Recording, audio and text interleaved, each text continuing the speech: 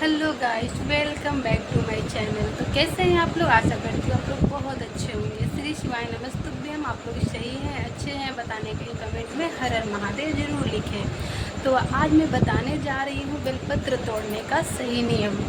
ठीक है, जो हम लोग 16 सोमवार करते हैं या पशुपति का व्रत करते हैं या सोमवार के दिन महादेव की आराधना करते हैं, तो क्या हमें बेलपत्र उसी दिन तोड़ना चाहिए?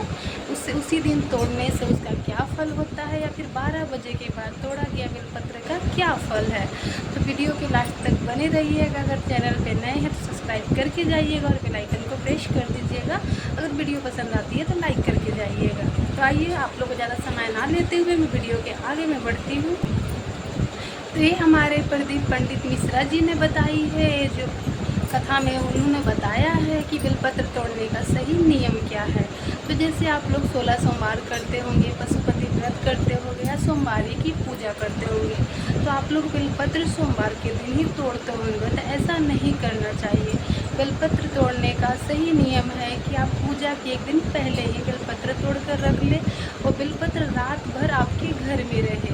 क्योंकि कहा जाता है कि कोई भी व्रत, कोई भी पूजा जब इंसान करता है तो शिव महापुराण की कथा में लिखा गया है कि उससे पहले कीर्तन करना होता है, भजन करना होता है। उसी प्रकार जब हमें शिव की आराधना करनी होती है तो हमें बेलपत्र एक दिन पहले ही तोड़ना पड़ता है और उसे रात भर हमारे घर के प्रांगण में रखना होता है।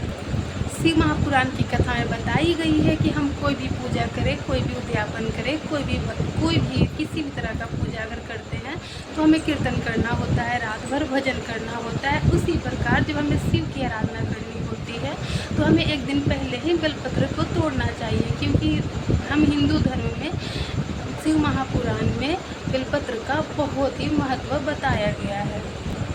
और जिस बेलपत्र को तोड़कर हम रात भर अपने घर के प्रांगण में रखते हैं, अपने घर में रखते हैं, वो बेलपत्र रात भर हमारे लिए प्रार्थना करती रहती है कि इस औरत ने, इस लोग ने मुझे आज तोड़ा है, कल मैं शिव पर जाकर चढ़ूँगी और इसकी जो भी मनोकामना है मैं इसकी पूर्ण करूँगी। महादेव से कहूँगी इसकी हर मनोकामना पूर्ण करे। ऐसा प्रदीप मिश्रा जी ने कथा में बताई है कि बेलपत्र अगर रात भर तोड़कर अपने घर में हम रखते हैं तो वो भी हमारे लिए प्रार्थना करती है कि कल वो शिव पे चढ़ेगी और हमारे लिए सारी मनोकामना की पूर्ति की विनती करेगी। और एक बात कि 12 बजे के बाद तोड़ा गया बेलपत्र का कोई फ़ायदा नहीं होता है, वो शिव स्वीकार नहीं करते हैं। तो कभी भी अगर आप बेलपत्र तोड़ें तो 12 बजे से पहले ही तोड़ें। कितने नारी तो ऐसा करती हैं, आज सोमवार का व्रत है, पशुपति का व्रत है, 16 सोमवारी है, तो आप उसी दिन बोलेंगी अपने घर वालों से या खुद से कि जाओ मुझे बेलपत्र तोड़ कर ला कर दो, मेरा व्रत है। तो अगर आप ऐसा करते हैं तो आपका व्रत खंडित होती है, अब आपकी मनोकामना पूरी नहीं होगी। ये प्रदीप मिश्रा जी ने शिव महापुराण की कथा में बताई है। जो बातें मैं आप लोग तक पहुँचा रही हूँ सीधा शिव महापुराण की कथा से जुड़ी हुई होती है। और 12 बजे के बाद बेलपत्र नहीं तोड़ा जाता। आप लोग खास ध्यान रखिएगा, जब भी आप बेलपत्र तोड़े तो सुबह ही बेलपत्र तोड़े। और सोमवारी या 16 सोमवारी पशुपति का कोई भी व्रत कर रहे हैं तो एक दिन पहले ही बेलपत्र तोड़ के अपने घर में रख ले। ठीक है, रात भर उस बेलपत्र को अपने घर में रखें, फिर सुबह उठ के मंदिर ले जाकर पूजा करें। तुलसी माँ पे हम कभी भी जल चढ़ा सकते हैं, उन पर कोई रोक नहीं है, लेकिन बेलपत्र तोड़ने का खास नियम है 12 बजे से पहले। 12 बजे से पहले अगर आप बेलपत्र तोड़ते हैं, उसे शिव स्वीकार करते हैं, 12 बजे के बाद तोड़ते हैं, उसे शिव स्वीकार नहीं करते, तो कहीं ना कहीं महिलाएं गलती कर देती हैं, जिनकी वजह से उनकी मनोकांक्षित फल की प्राप्ति नहीं हो पाती, उनकी मनोकामना पूर्ण नहीं हो पाती। फिर वो बाद में बोलती है कि हमने पशुपति का व्रत किया, हमें ये नहीं प्राप्त हुआ, हमने 16 सोमवारी की, हमारी मनोकामना पूर्ण नहीं हुई। तो कहीं ना कहीं आप गलती कर रहे हैं। जब शिवलिंग पे महादेव के समक्ष जब बेलपत्र चढ़ता है तो बेलपत्र का सीधा भाग शिवलिंग पे होना चाहिए और उल्टा भाग ऊपर की ओर होना चाहिए। ध्यान से समझिएगा, जो चिकना वाला भाग होता है वो नीचे की ओर होना चाहिए और जो टुकड़ा वाला भाग होता है वो ऊपर की तरफ होना चाहिए। तभी आपको आपकी मनोवांछित फल की प्राप्ति होगी। आप जिस चाह से भी बेलपत्र चढ़ाओगे उसकी प्राप्ति होगी। और नंदीश्वर को जो बेलपत्र चढ़ती है, जो नंदी महाराज जो बाहर में होते हैं उन पे जो बेलपत्र चढ़ती है, उन पे 2 बेलपत्र चढ़ाई जाती है। पहली बेलपत्र जो चढ़ती है नंदी जी के सामने, जो उनका पैर मुड़ा हुआ है वहाँ पे चढ़ता है। उसके इसका पहला जो बड़ा वाला भाग जो होता है पत्ती का, वो शिवलिंग की तरफ होना चाहिए, और डंडी जो होती है उसका भाग नंदेश्वर की तरफ होना चाहिए। अच्छे से समझिएगा, बड़ा वाला पत्ती का भाग शिवलिंग की ओर होना चाहिए और डंडी का भाग नंदेश्वर की ओर होना चाहिए, पैर के नीचे में जो चढ़ता है। उसके बाद उसके ऊपर जो दूसरा बेलपत्र चढ़ता है उसका डंडी का भाग शिवलिंग की ओर होना चाहिए और बड़ी पत्ती नंदी के पीछे की ओर होना चाहिए। तो दूसरी बेलपत्र नंदी के सर पे चढ़ती है, ये ध्यान रखिएगा, पहली पैर के नीचे और दूसरी नंदी के सिर पे। ये बहुत ही खास उपाय है उन बच्चों के लिए जो लाख कोशिश करने के बाद अगर इंटरव्यू देने जाते हैं, किसी काम के लिए जाते हैं, तो नंदीश्वर पर अगर बेलपत्र चढ़ा के जाते हैं, शिवलिंग के समक्ष अगर बेलपत्र चढ़ा कर जाते हैं, उन्हें वांछित फल की प्राप्ति होती है, उन्हें मनचाहा फल मिलता है। अब एक बार कर शुरू करना देखिए, हर प्रक्रिया को, हर उपाय को जो प्रदीप मिश्रा जी ने बताई है उसी प्रकार आप उपाय करना शुरू कीजिए, मनवांछित फल की प्राप्ति होगी।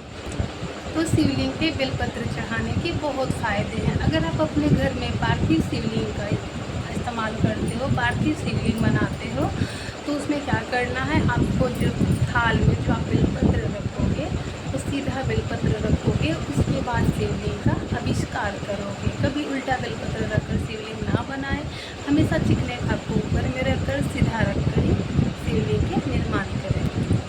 अगर आप बीमारियों से परेशान हैं, कोई बड़ी बीमारी आपके शरीर में हो गई है, तो आप बेलपत्र इस्तेमाल कर सकते हो खाने के रूप में, क्योंकि आप शिवलिंग पे चढ़ी हुई बेलपत्र को खा सकते हो, महादेव से बोलकर कि बाबा ये आपकी चढ़ी हुई औषधि है, मेरे शरीर में बीमारी है, मैं आपका बेलपत्र ले रही हूँ, आप मुझे औषधि के तौर पे बेलपत्र दे दो जिसे खा के मैं बिल्कुल अच्छी भली हो जाऊँ। अब सप्ताह में ज़्यादा नहीं तो 2 से 3 बार आप बेलपत्र खाना ज़रूर शुरू कर दीजिए। जिस तरह शिवलिंग पे चढ़ा हुआ जल पीने के अनेकों फ़ायदे हैं, उसी प्रकार बेलपत्र खाने के भी बहुत फ़ायदे हैं। तो आप बेलपत्र भी खाना शुरू कर दीजिए।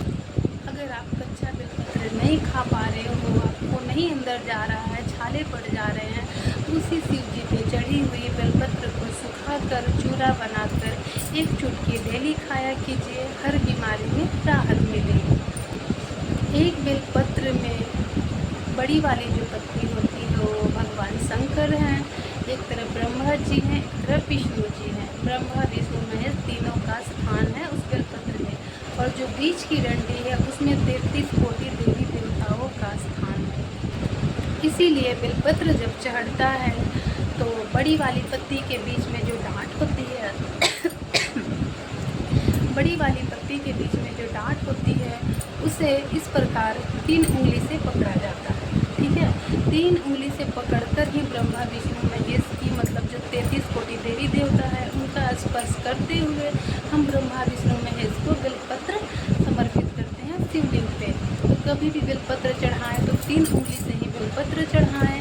उसमें 33 कोटि देवी देवता का वास होता है, वहाँ हमें टच करके ब्रह्मा विष्णु महेश को शिवलिंग पे चढ़ानी होती है। और बेलपत्री की जो नीचे वाली डंडी होती है, जो पीछे वाली जो डंडी होती है, उसमें 34 योगिनियाँ और माता पार्वती का पूरा शक्ति उस डंडी के ऊपर समाहित रहता है, हमारी माता पार्वती का और 34 योगिनियों का उसमें। तो हमारी माता पार्वती का उसमें शक्ति स्वरूप सारी शक्तियाँ मिली होती है। उसके नीचे में जो गांठ लगी होती है, जब माताएं बहनें बेलपत्र तोड़ती हैं तो उस गांठ को तोड़कर फेंक देती है। शिव महापुराण की कथा में बताई गई है कि उस गांठ में हमारे शिव के सारे गणों का वास होता है। जिनको किडनी डायलिसिस की प्रॉब्लम है और बेलपत्र को चढ़ाकर, डंडी लगी हुई बेलपत्र को शिवलिंग पे चढ़ाकर खाना प्रारंभ कर दीजिए, उन्हें हर एक बीमारी से छुटकारा मिलना शुरू हो जाता है। तो अगर हमारी वीडियो पसंद आई है तो लाइक करके जाइएगा, सब्सक्राइब करके जाइएगा और बेल आइकन को प्रेस कर दीजिएगा, और कमेंट में हर महादेव लिखना कभी मत भूलिएगा। तो जय महाकाल, श्री शिवाय नमः, जय जय माता तारा, जय माता।